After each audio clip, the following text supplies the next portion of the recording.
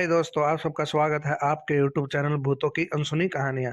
आज जो एक कहानी मैं आपको बताने जा रहा हूँ, इसका नाम है रेगिस्तान में चोटी वाले भूत का आतंक।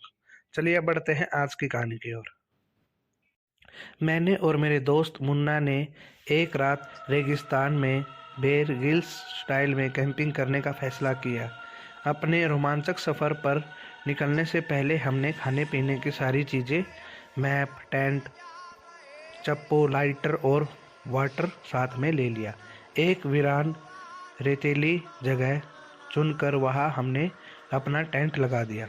अंधेरा हो चला था और ठंड भी बढ़ने लगी थी, तो हमने वहाँ आग भी जला ली और खाना खाकर जैसे ही सोने लगे तो रेत में पास में ही किसी के मौजूद होने की आहट आई। मैंने फौरन मुन्ना को बोला कि कुछ गड़बड़ है।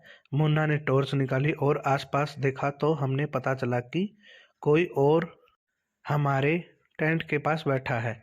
उसकी पीठ हमारे ओर थी और वह शायद सिगार पी रहा था, चूंकि धुआं निकल रहा था।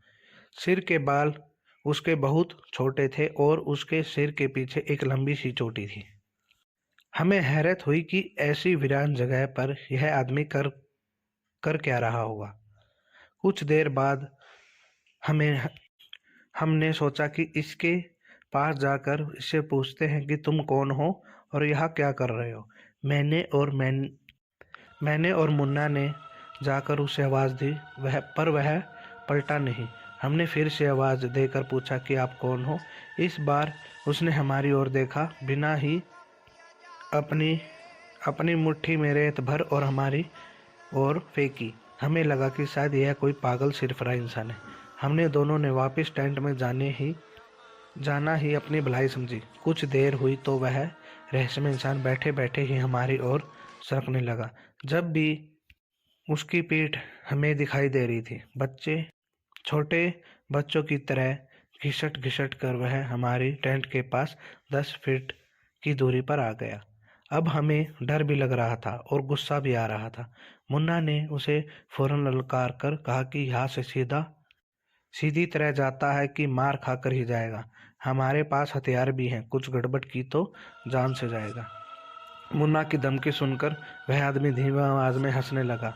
अब तो मेरा भी सब्र ज़्यादा जवाब दे गया था।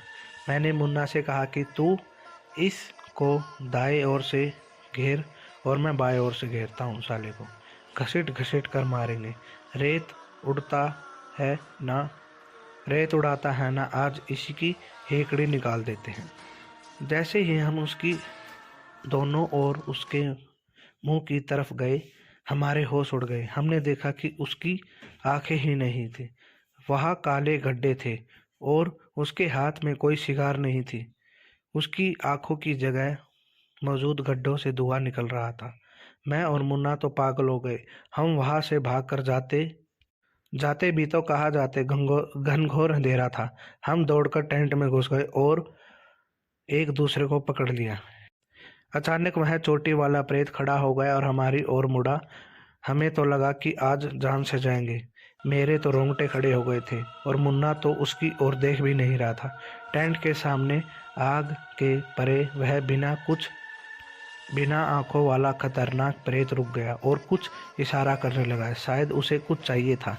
मैंने गौर किया तो मुझे समझ आया कि उसे टेंट में पड़ी चादर चाहिए थी। मैंने फौरन उसकी और चादर और तकिया दोनों फेंक दिए। उसने फटकार के चादर ओढ़ ली और तकिया वापस मेरी ओर फेंक दिया।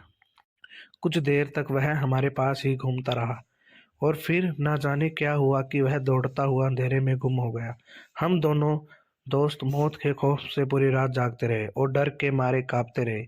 फिर जब सुबह हम लौट कर घर आए, उस दिन के बाद माँ कसम डिस्कवरी चैनल देखना ही छोड़ दिया।